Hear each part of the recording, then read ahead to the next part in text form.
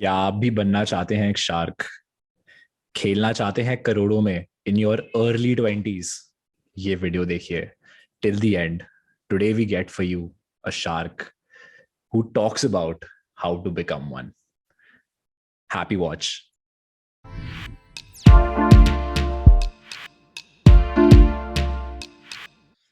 Welcome guys to another episode of Buyside Hippies. आज हमारे बीच में एक celebrity investor है, Sophiya Khan. Sophia, I hand over to you.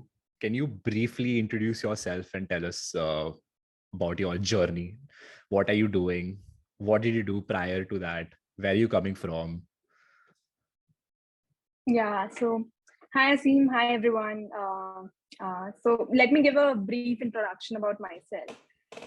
I come from Jodhpur, so basically I did my schooling from Jodhpur and later I graduated from IIT Delhi. I did my BTech in textile technology and graduated in 2019.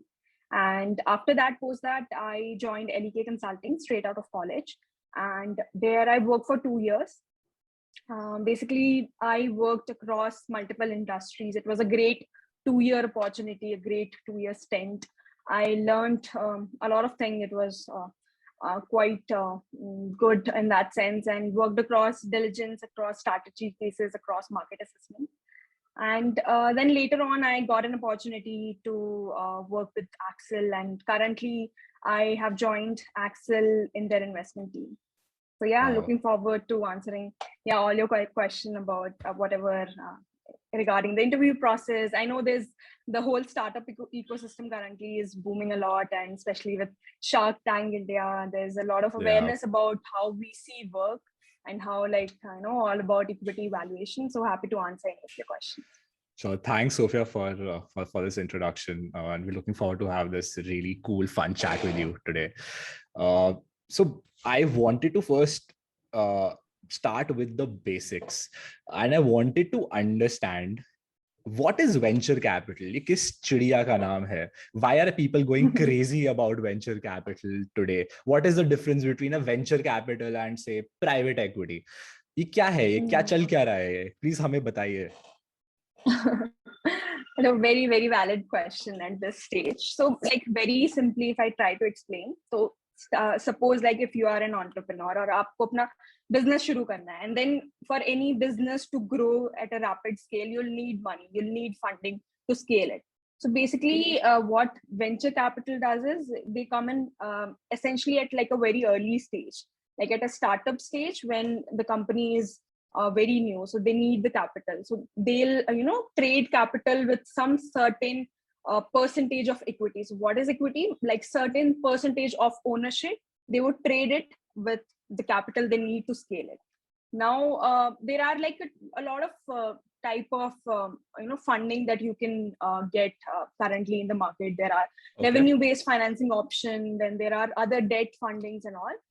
But venture capital is essentially like you are trading your certain ownership with the funding that you need to scale the company. And yeah, there are like a whole spectrum if you see, because when a company, suppose if you start a company, then you'll need like, some kind of, maybe to begin with, you'll need angel investing, which is like very smaller amount of checks, like 1 crore or, less than 100K kind of a check that you'll need for like to raise from angels. Then comes like pre-seed stage and seed, and Series A, Series B, and so on. Then the startups for scaling, then keep on raising funds. So when you talk about venture capital, which stage of say funding would venture capitalists come in as compared to say a late stage investing private equity? Is the seed? Is it pre-series A? Is it Series A? Series E? What is it? What is your understanding of this? So like technically, if I talk about the venture capital term, so it is a subset of the whole private equity funding landscape. Now there are different kinds of VC.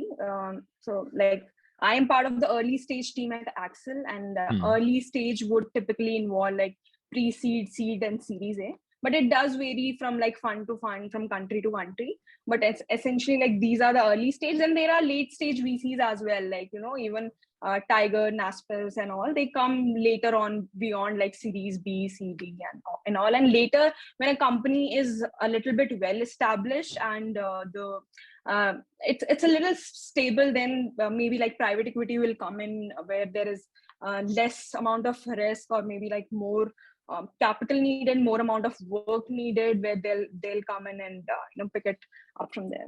Understood. So as I understand, and correct me if I'm wrong here. So when you talk about the sharks and the Shark Tanks, say Mark Cuban investing, or say Piyush Bansal there, or say you're working at Accel, that's venture capital. Those are companies who are either say pre-product market fit or have just achieved product market fit, and they are sort of scaling, or they haven't really found their niche yet, aren't profitable, pre-revenue companies as well.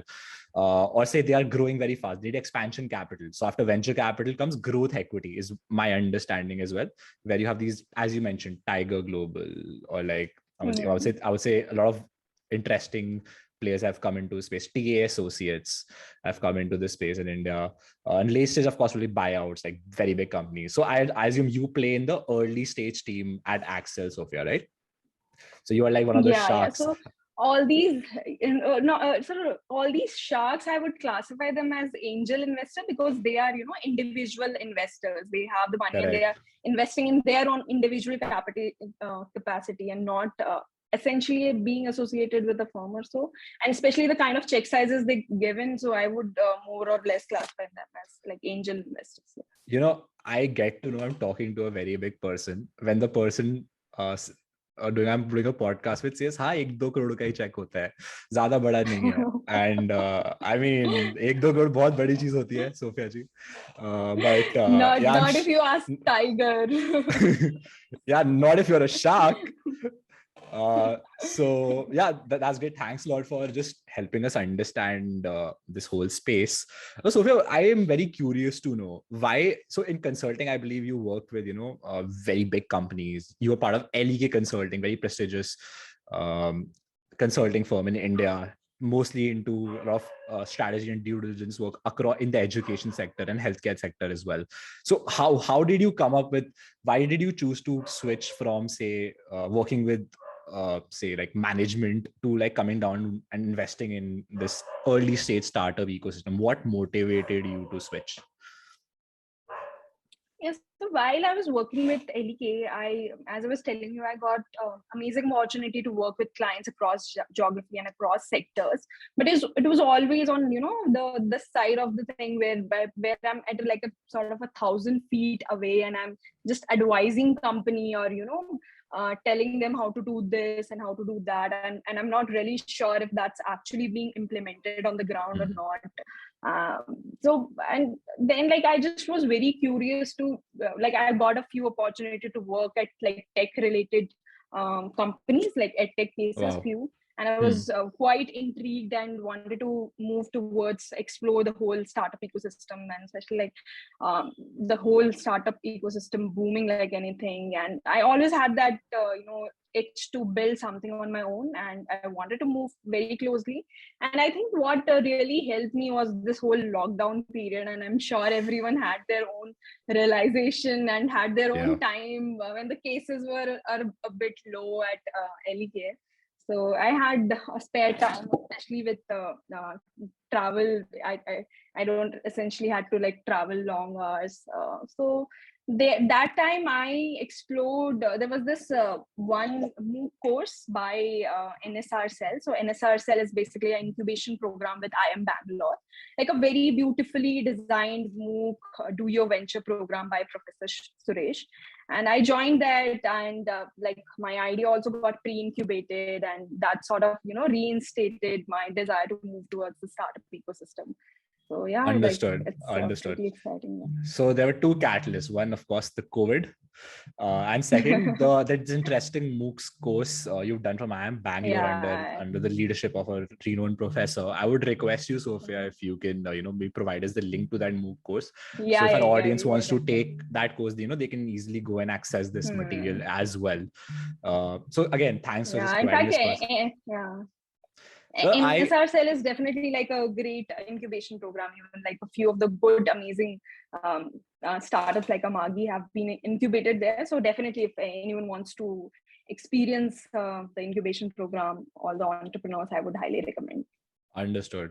You had a very interesting, but a very interesting journey. You are an engineer, ex-consultant, now investor. What's next, Sophia? What's coming next? Are you going to be an entrepreneur soon? Are you going to be seeing in Shark Tank? Let's see. That's on the list definitely. But yeah, still Right. exploring. Right. So, Sophia, let's jump right into this very interesting theme which I wanted to explore and to democratize this process. Not everyone is part of these prestigious MBBs, Carney, L.E.Ks, Rothschilds of like who get these opportunities to even interview at funds like Accel, Sequoia, Lightspeed. Like people don't even know. They are just randomly like LinkedIn emailing people, asking for advice, asking for jobs. But that's not how it works out. So we want to really understand what does it take to get that top job at these crazy venture capital firms, global venture capital firms. So what is the interview process like? Ye chalta kaise hai? Who is it through a headhunter? Do they approach you? I'm throwing a lot of questions at you. Please answer at your convenience and tell me how this all works out. I'm very curious to know. Yeah. So yeah, like taking it one by one. Number one, answering your question around like what does the flow basically look like? But Yeah, like as you rightly said, one is the process through the headhunters, where they'll be in touch with the top consulting firms, and that is like the one of the the easy flow that I took and got in. And then there is like the second, but it's not like VCs hire only from consulting background. They do look for diversity. And the second funnel, many of my colleagues come from startup backgrounds where they have done like multiple roles. They've worked in straight out of college. They've joined amazing companies, very high growth companies, and worked at roles involving like product or other roles, and then later came into VC. Or maybe there are many people who start on their own right after college, and once they feel that they would like to experience the VC ecosystem first, and then come back to the to having something of their own. So there are like former entrepreneurs that join VC later on. And then there is like the other route is people from who are already in the investing space, be it any other VCs or maybe investment banking, private equity, that like to switch there. But if I talk about in general, like for those people who may not be fortunate enough to join like a top tier consulting firm straight out of college, even then if you are like working in a startup, if you are essentially genuinely interested in the whole startup ecosystem and you understand the nuances, and you can have your own brand built out there. Now it's just so easy to build your own brand, be it LinkedIn, Twitter. There is a way that you could be like highlighted or be in the eyes of people who are hiring. And especially like currently the market is quite hot. I know a lot of VC firms that are actively hiring and looking for people. So yeah, really good perspective. So as I understand, you have essentially two conventional routes. One is, of course, a tier one management consulting firm. Other one is actually working in a startup, in a high growth startup with a lot of ownership you take, and then you get noticed during the hiring process because you can add a lot of value. You understand company, how they work operationally.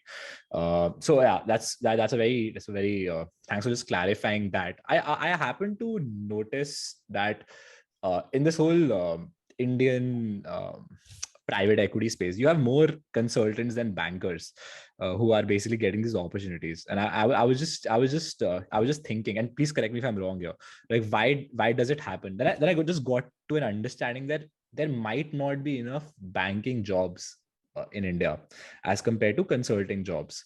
Like if you have, say, MBBs, Carney, L.E.K have like say about 100 jobs in India for undergrads, right? Banking is like what, 5 front-end jobs. Anyone say who writes a JP Morgan investment banking analyst in India is not really an investment banking analyst. He's working in a back office, and that's why they don't get these opportunities as well. So this is my understanding. Please correct me if you have a different understanding why, say, consultants are preferred over bankers in, say, in these roles, or there are more consultants essentially. Like I would disagree in terms of, I think the interview process, they do get opportunity. I have personally interacted with a few people from IB background who got shortlist in top tier VC, and but not really sure about what the stats look like, because I think number one is majority of the people don't get like IB opportunity, especially like talking about like engineering, like IITs and BITS. They don't have like IBs don't generally come on campus to recruit, whereas like consulting goes across all these campuses to recruit. Yeah, so correct. That could be one of the reasons, like the pool itself being small enough. But having said that, like definitely it's open. It's not, I would not say, maybe they find it like a little bit harder to transition, but they do get shortlisted, and I've seen people intervene for VC. What I understand is India is a post-grad market, at least in the investment banking game. And any undergrad who gets hired has to do at least a couple of years of a mid-office global investment banking before they move to, like, say, a front end, like a Rothschild or a Avendus, which are great. That's when you start getting these headhunters. They get interested in you. So, like, just because you talked about headhunters, who was running this process, and who should, say, people who are not part of these, say, prestigious, I would say, firms, should they reach out to get these interviews? Who ran your process? So mine, I was in touch with Michael Page, but there are a few others I can, I can send the names separately to you. Sure. Yeah. Sure. So like that'll be really helpful, because a lot of people, I mean, for them, it's just too late when they figure all of this out. Okay, who runs these processes? Who should they even contact to get these, interesting opportunities? So that's great. If you can maybe just, maybe we can just put it out in the link below when we do it. So Sophiya, let's talk about your role at Accel India. So Accel is a legendary firm. I've seen Mr. Daniel's videos where he talks about how there's something called as an Accel homepage on your phone. You open all these apps, it's all invested by Accel. I think Bumble is one of the biggest one, which like a lot of people are using right now, and it's gone on to do an IPO, I think, earlier last year. It's crazy, like how you guys have bought the SaaS wave in India. You invested in Freshworks, you enabled so many interesting. ChargeBees was another one of them. Now they are in a crazy partnership with Stripe. You guys were the enablers of the SaaS wave in India. So just wanted to understand a bit more about your role in particular. I believe it's a pre-MBA role. Can you please tell me what is the role about? What does your day-to-day job look like? Yeah, good. Yeah, it's like a very important, very, very good question, and very important to know about, what does the job really entails before just taking the plunge and join the company. And I would say, like, if I talk broadly about the whole VC space, so there are typically two kinds of VCs. So one is like inbound and one is like outbound. So how the whole VC functions, especially like early stage, like all this context would be early stage, since I am part of the early stage team. So how the whole VC space works is, you have to find out these very interesting startups early on, and you need to have that kind of, network, or sourcing becomes a really important part of your job. Talking to every, like in a week, if you talk to any early stage analyst, he or she would be talking to like 5-10 companies every week. So that's a lot of companies that you have.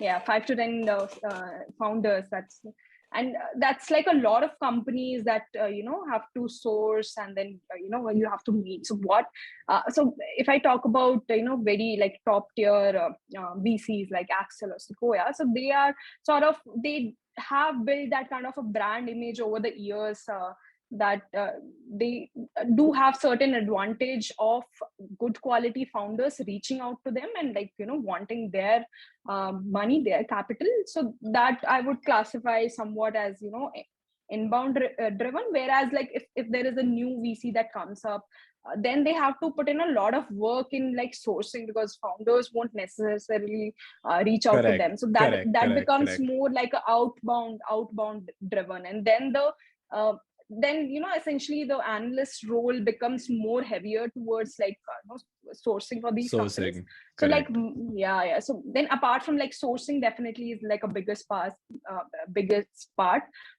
In sourcing I would also include meeting every time, meeting new companies that I mentioned, like around 5 to 10 in a week. And then like post that, like once you have, so the first call is the analyst that he or she is taking with the founder, and post that if you are interested in the company, if your broader investment team is invested in the company, then the second job would entail diligencing the company. So that is somewhat similar to what I've done at L.E.K. I got a lot of opportunity to work on DDs, but at early stage the diligences are not that too much detail as compared to late stage, where maybe like the IB folks or the other P folks might have like better advantage at having worked on more numbers and other data. But early stage is a little different in that manner. And then I think the third thing, like once you have done the diligence, once you have built the conviction, and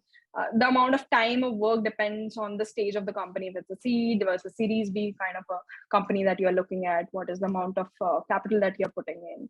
Then if the company passes all the checks and your fund decides to put in the money, then comes the portfolio work.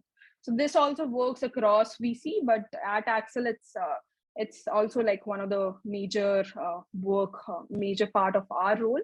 So in portfolio work, we help we help companies across, like be it fundraising, be it hiring, be it strategy, be it like any acquisition that they are looking for. So we help companies across anything that is possible, and we provide all that mentoring, advisory part of that. That's very strong Wow. and core to Accel being founder first. And then the It's very last, interesting. Yeah, please go yeah, on. Please go on. What was the last yeah, part of there's the just, process? yeah, the last part is um, that's like sort of an ongoing work, especially I think at Accel and otherwise as well across funds. So all these investments tend to become somewhat thesis driven.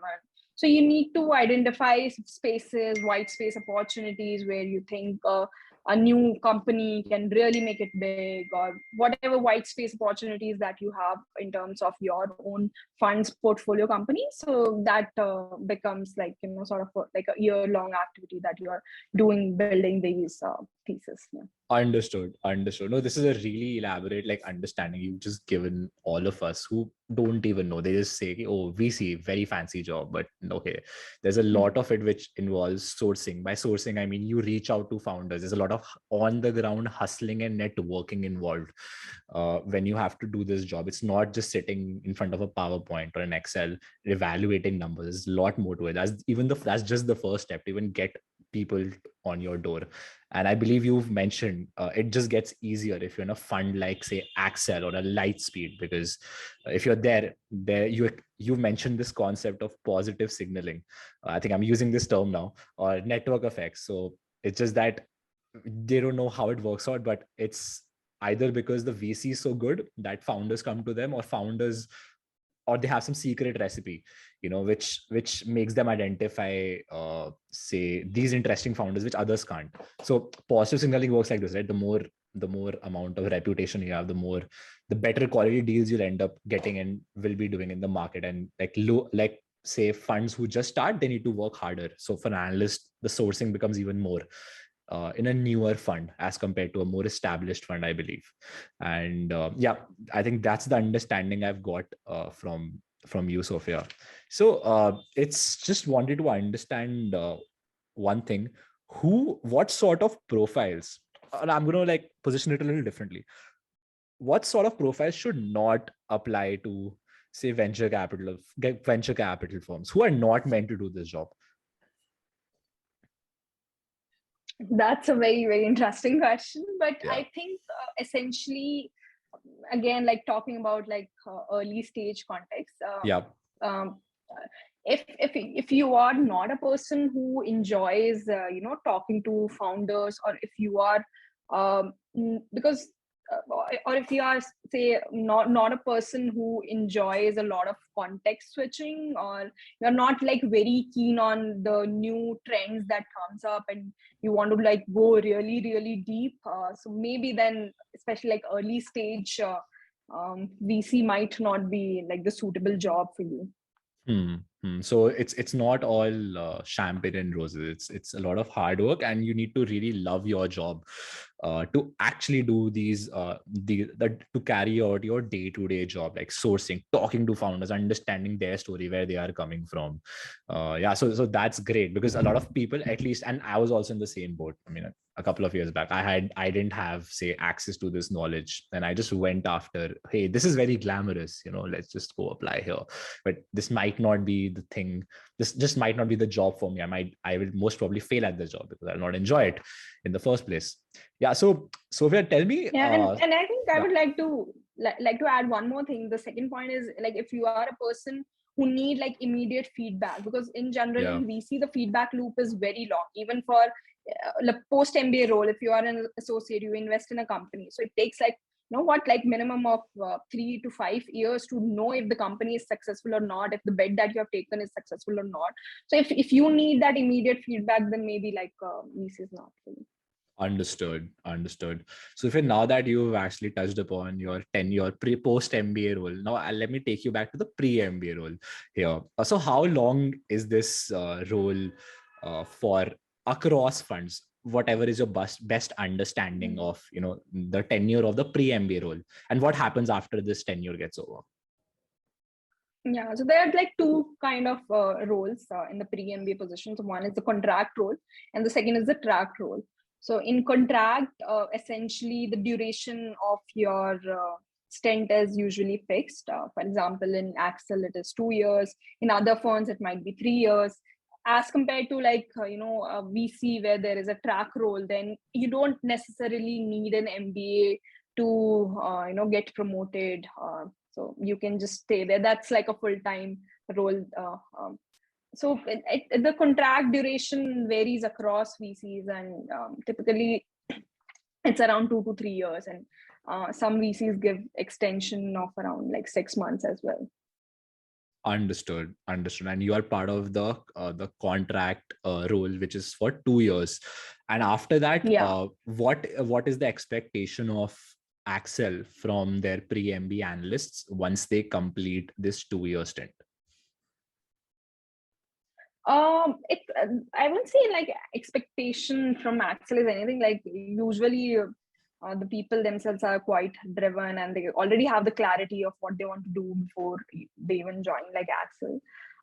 So mostly like what the typical route is, either people go for their MBA, and VC gives a wonderful opportunity to have that kind of 2-year role, and post that you can just apply for your B school. And then the second route is if you want to start up on their own, then it's like the perfect place to be in.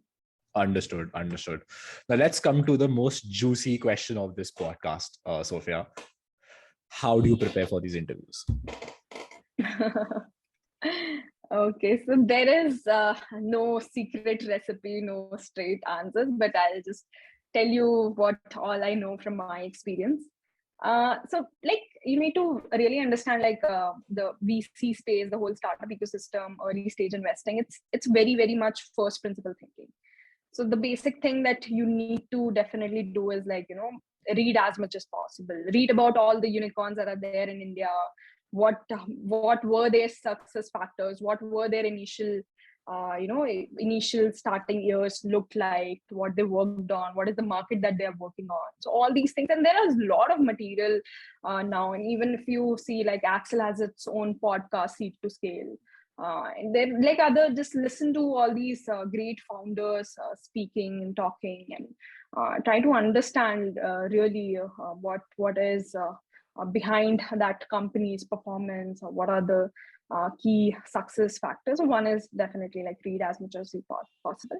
And second, I think what really helped me is during the lockdown, what additionally I did, I started, investing. That was always in my list, but in consulting, I didn't get like much Nice, sort of a time, nice, and nice. code was in that sense a good thing, and especially like the markets were so down, so you could put in money in any of the stocks, and you would be sure that they would pick up post the pandemic. So I started equity trading, and I think I would really encourage people to see investing not just like a career option, but as a personal skill as well, because you need to be smart with money. You need to be able to, handle your finances, and just start investing, start taking these small bets, and have that kind of investment lens, and look for like investing in any companies.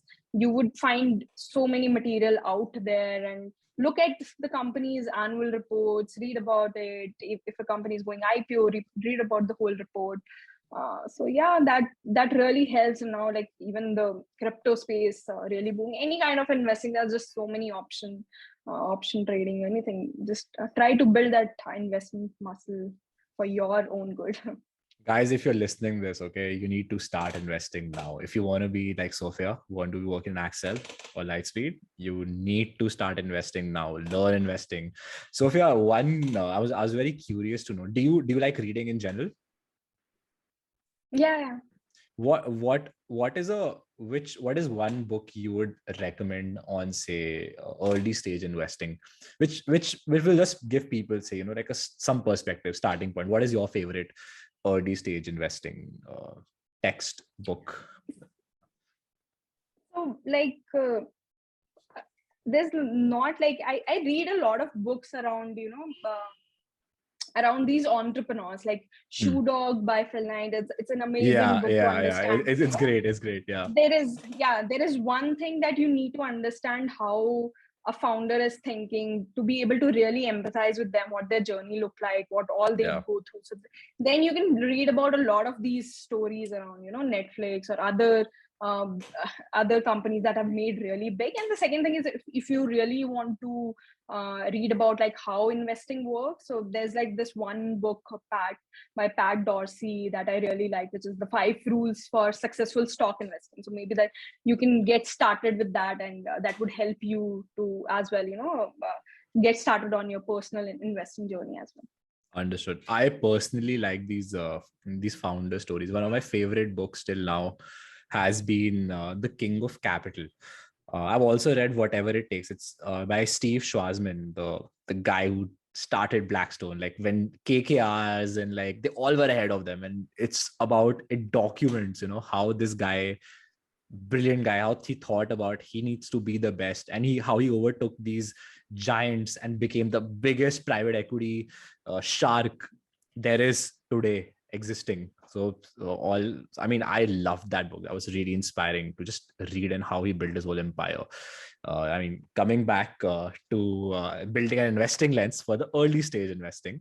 So I'm just trying to understand, what do you think that Web 3.0 is going to be where the VC money is going to be in the coming few years? Just your perspective, just your opinion. It need not be right, wrong. Just what's your intuition?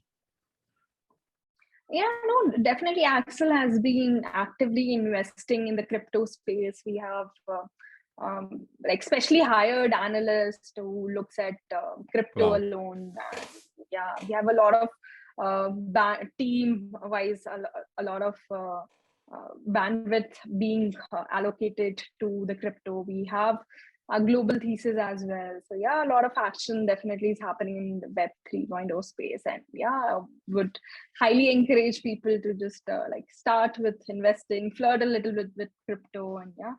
Where do you invest? What is your specialty at Accel? What space do you look at? Yeah, okay. So in terms of sector at Accel, I largely look at the consumer space. So in my whatever past 10 months, I've gone deeper into like consumer brands, which is the whole D2C space that you would have all seen on, Shark Tanks and all. So, and then the second is like agri-tech, which I have gone very deep. Agri-tech. Really Yeah. interesting. Really interesting. Yeah. No, that's pretty cool insights you've shared today, Sophia. I wanted to just ask you one question. Does this job make you happy? are you happy in life in general when you're doing this work? And when you're doing this work, what does your day look like? Do you have long hours? Do you have to work on weekends? I wanted to get some understanding of how are people, how do people really function in this industry? Because I personally know most of the people I know of, if they're doing investment banking or they're doing late stage investing, they're all like they have the weekends gone, working 7 days a week, putting in good 80 to 100 hours um, in a week, and like they're just trying to get by life. How is it been for you? Mm. Yeah. So I'm not really sure how other VCs work, but to speak of Accel, so Accel has got like amazing culture, amazing people. I really, really enjoy working here. And the thing is that, especially after coming from consulting where there are, extremely tight deadlines. And if you're staffed on Yeah, a DD, I'm sure you would know like how much hours yeah, that you have to put in. Whereas as compared to like my current job, I am given a lot of flexibility. Like I am open to look at any sectors that I like. I am open to look at any stage of companies that I want to look at, and there's no micromanaging at all. It's a lot of flexibility and whatever that you want to do, and like I really enjoy that part at Accel, and especially like it's very exciting to if your job involves so many trends. That you would otherwise take out time from your job to understand what is happening in the whole startup, because yeah, you would do, and especially like while analyzing consumer tech space or maybe consumer brands, I tell my friends, okay, this is the new brand that you have to try because this is like growing very good, they have got like very good amazing customer feedback. So that really keeps me excited and keeps me on my toes, and really enjoy the whole uh, ecosystem and the whole space. you genuinely look really happy, doing this job. I think you're one of the few people who enjoy their work, and you have to also, because this is an industry where you have to Yeah. go beyond your, say, 8 hour, 8 to 9, 10 hour working hours just to understand what's going on, to be on that same curve, Yeah. to find those opportunities and make money for your firm. So yeah, so that was really, really I mean, I've learned a lot from this podcast, and I hope a lot of people who've watched this as well would have. I again thank you, Sophia, for just taking out time from your very busy schedule and interviewing, podcasting with us. So thanks a lot, Sophia, for just being here. I'm super excited for what's next for you and Accel. I'm looking forward to like whatever you guys would do in the future as well. Thank you so much, Sophia, for Thank just you. Thank you, Asim, for giving me this opportunity. Thanks a lot.